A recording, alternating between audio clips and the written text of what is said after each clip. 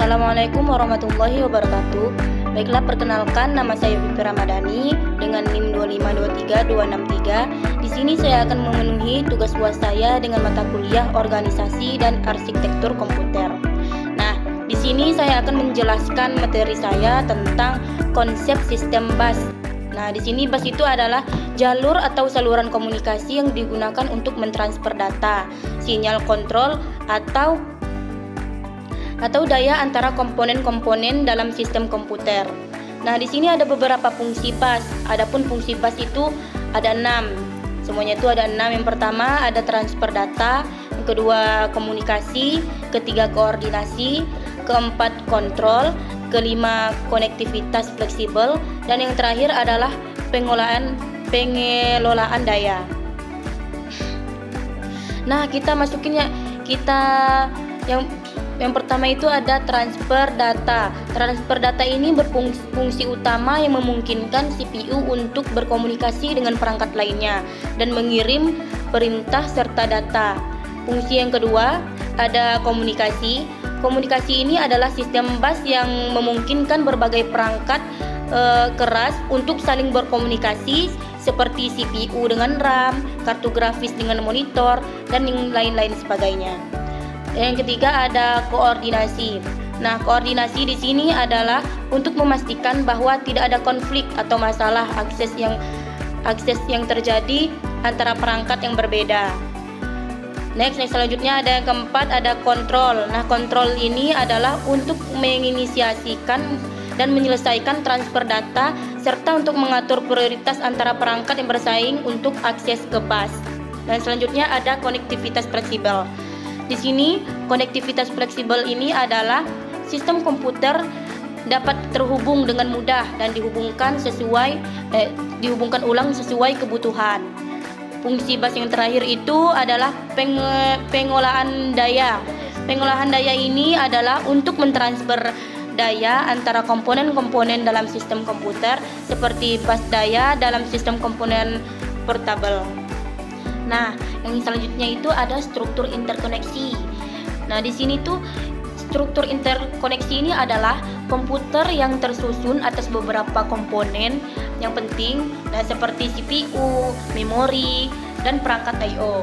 Di sini struktur interkoneksi ini ada 2. Yang pertama, interkoneksi bus.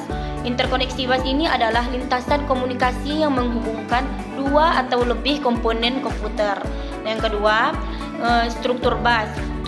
Struktur bus ini adalah sebuah bus yang biasanya terdiri atas beberapa saluran, yaitu saluran data, saluran alamat, dan saluran kontrol. Next, yang selanjutnya ada elemen perancangan bus. Nah, di sini elemen perancangan bus ini adalah komponen penting dalam sistem komputer yang berfungsi untuk mengirim dan menerima data antara komponen-komponen dalam sistem elemen perancangan bus.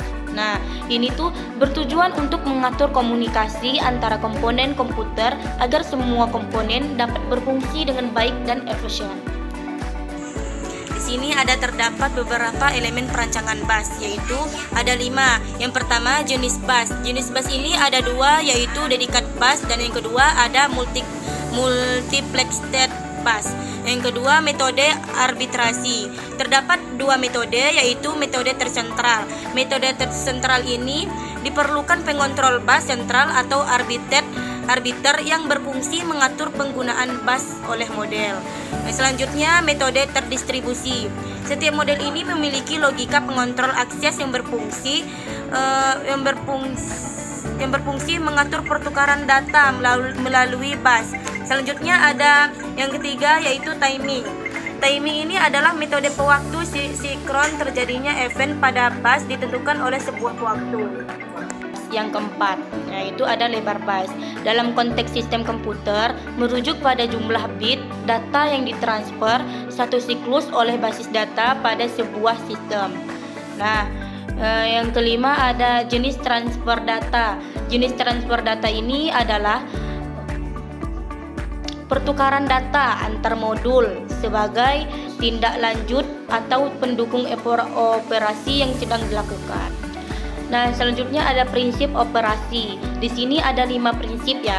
Yang pertama ada pengiriman data, kedua alamatasi, dan yang ketiga sinyal kontrol, yang keempat kecepatan transfer, dan yang kelima protokol komunikasi. Nah, kita jelaskan yang pertama dulu, pengiriman data.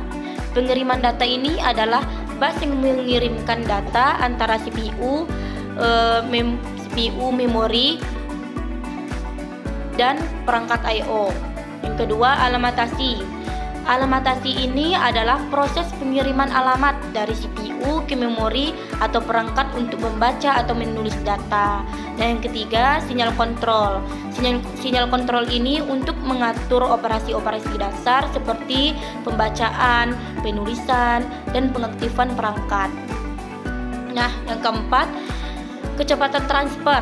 Kecepatan transfer ini adalah jumlah bit yang dapat ditransfer dalam satu siklus clock.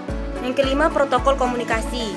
Protokol komunikasi ini adalah untuk mentransfer data dan sinyal kontrol antara komponen-komponen sistem. Yang terakhir ini ada contoh bus. Di sini ada 5 contoh bus.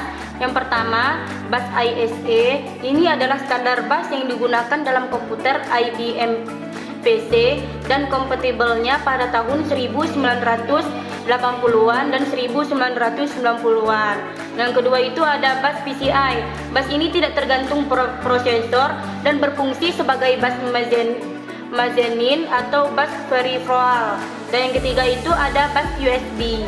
Nah, bus USB ini adalah standar konektivitas umum digunakan di berbagai perangkat elektronik modern. Ini memungkinkan pengguna untuk menghubungkan berbagai jenis perangkat seperti mouse, keyboard, printer, dan perangkat penyimpanan data ke komputer atau perangkat lainnya. Yang keempat ini ada bus SCSI, perangkat peripheral eksternal yang dipopulerkan dengan Macintosh pada tahun 1984. Yang terakhir ada bus FireWire. FireWire ini adalah standar bus yang digunakan untuk mentransfer data antara perangkat elektronik seperti komputer, digital, dan perangkat penyimpanan eksternal.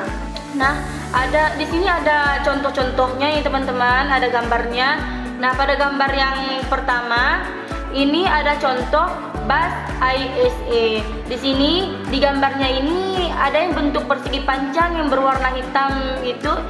Nah, itu adalah bentuk bus ISA. Nah, contoh gambar bus PCI kedua itu pada persegi panjang berwarna putih. Bisa teman-teman lihat di gambar tersebut. Ya, itu ada persegi panjang berwarna putih, itu adalah contoh bus PCI. Nah, contoh gambar bus USB yang ketiga itu ada pada dalamnya itu terlihat yang berwarna putih. Nah, itu adalah contoh busnya. Nah, contoh bus SCSI yang keempat itu terdapat bagian bawahnya yang berwarna kuning. Nah, di situ ada contoh busnya. Yang selanjutnya contoh bus FireWire yang kelima terdapat di bagian dalamnya yang berwarna hitam. Nah, itulah contoh-contoh dari bus. Mungkin hanya itu materi yang dapat saya jelaskan di video saya. Lebih dan kurangnya saya mohon maaf. Jika ada kata yang salah atau ada cara penyampaian yang kurang jelas, saya mohon maaf. Saya akhiri. Wassalamualaikum warahmatullahi wabarakatuh.